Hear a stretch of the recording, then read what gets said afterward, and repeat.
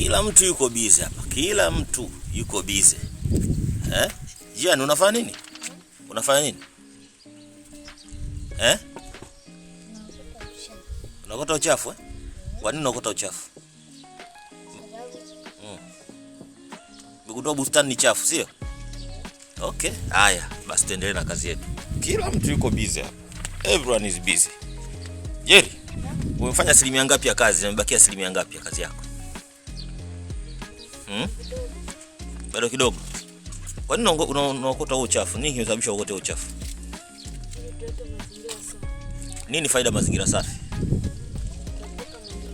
Kuepuka magonjwa. Sawa sawa. Another one is here. Anel, wewe ulikuwa ndo mtu wa kwanza kuja hapa kufanya hii kazi.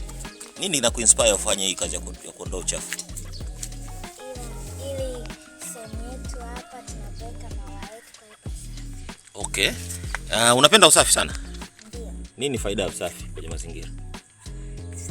Faida ya usafi unatengeneza mazingira yawe yanapendeza zaidi. Okay. Hiyo kupendeza mazingira. Kuna faida yote nyingine?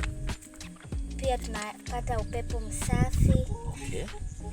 Na kuna sababu nyingine yoyote? Faida nyingine yoyote? Unayokumbuka? Ukumbuke. Yule pale kazungumzia masuala ya kiafya. Bwana Jerry wamezungumzia upepo msafi na mazingira kwa nini? Mazuri. Okay? Hizo ndo faida. Ingawa bwana Jian hawezi kutuelezea faida yake. He's still young, lakini tunajua next time ataweza kutuelezea. Jian, siku zijazo atatuelezea faida ya mazingira safi, si ndio? Leo unashindwa kuelezea, lakini tutakufundisha, si ndio? Na wewe bwana umechukua nini? Mkasi. Sasa njoo hapa, njoo nikuonyeshe.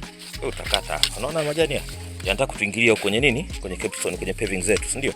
Kwa hiyo ondoe majani haya, kate, tupe hapa, mazingira yetu yazidi kuwa safi. Sawa? Wewe ni legendary kwenye hizi kazi. Pambana mwanangu.